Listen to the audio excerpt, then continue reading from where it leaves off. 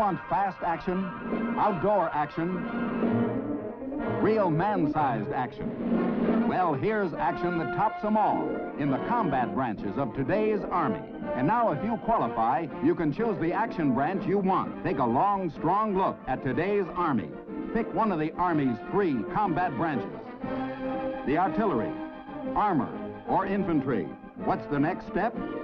Into your Army recruiter's office. A draft is used to signify required conscription into the American Armed Forces. During the Vietnam War, the United States relied heavily on the draft to fill the ranks of the military. The Draft Lottery, a live report on tonight's picking of the birth dates for the draft. December 1st, 1969 was the first lottery since 1942.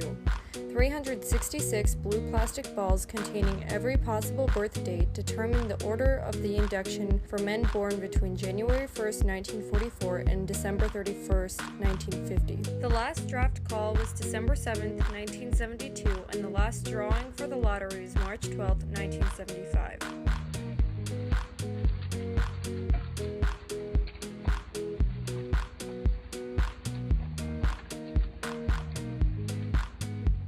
September 14th. September 14, 001. A conscientious objector may be released from the obligation to serve in the armed forces or to participate in selective service registration. There are 2 classes of conscientious objectors. One class was made up of people who were against all military service, regardless of whether it was combatant or non-combatant. The second class was opposed to only combat military and were drafted into armed services for non-combat duty, like being in the medical corps. A person who doesn't want to be drafted must appease certain tests by the federal courts.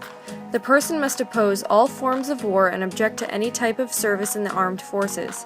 The objection must be founded on deeply held moral, ethical, and religious convictions about right or wrong. The most common draft deferment was enrollment at a college or university, and because of that, enrollments bloomed. Other ways to postpone being drafted was having children, teaching in public schools, or serving in the U.S. National Guard. Some men, called draft dodgers, escaped to Canada to evade conscription. I wanted to be a missionary. I went and I bought my luggage, I got my hair cut, and I was leaving with a special, thing to go on a mission for 2 years. And also Uncle Sam was after me, and the draft board. I was ordered to take my physical. I said, I've got a deferment for 2 years. I'm going to go spread the gospel of Jesus Christ.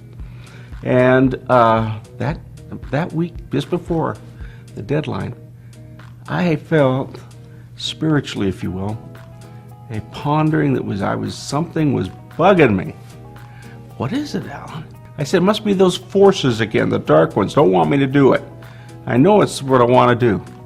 And finally, I realized sometimes in this world we get so busy doing all the talking, we don't stop and listen. That's where I got my inspiration.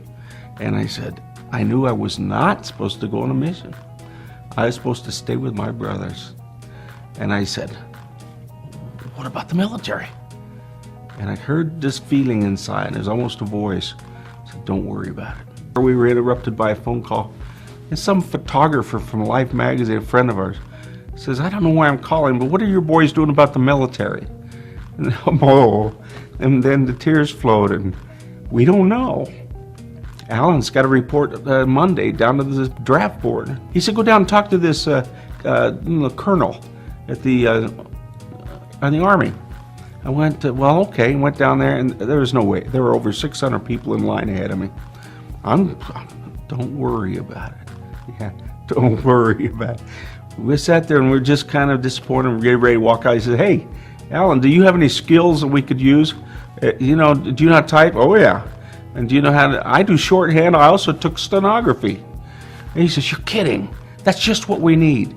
Would you be willing to go to boot camp right now, just like tomorrow, be trained, and come back here and be our clerk for our whole unit? And the next day I was on a bus going to boot camp. And I learned so much in the Army. Former President Bill Clinton used a student deferment and then committed to the ROTC at the University of Arkansas to avoid the draft. When his lottery number came up, he backed out of the ROTC commitment. In United States v. Seeger, Daniel Seeger was drafted but refused to go, claiming he was a conscientious objector. He was arrested and claimed the law was unconstitutional since it only allowed exemptions for people who believed in a supreme being and it violated free exercise of religious belief. In 1967, an organization called Clergy and Laymen Concerned About Vietnam issued the Statement on Conscience and Conscription, where they endorsed the right to oppose this war alone. Religious higher-ups delivered 1,000 draft cards to the Justice Department in Washington in open defiance of federal laws. A major illegal way to avoid the draft was with draft card burning. Many draftees, often in front of cameras, publicly burned their cards to demonstrate their refusal to participate. Congress responded by amending the Universal Military Training and Service Act to make it a felony when a person knowingly destroys or knowingly mutilates his registration certificate. In United States v. O'Brien, David O'Brien was sentenced to prison after burning, but believed that the law was an unconstitutional infringement on his freedom of speech. The Supreme Court decided that it wasn't and established a test to determine whether regulation involving symbolic speech was justified. The formula examines whether the regulation is unrelated to content and narrowly tailored to achieve government interest. Today there is no draft law, but males are required to register for the selective service at the age of 18.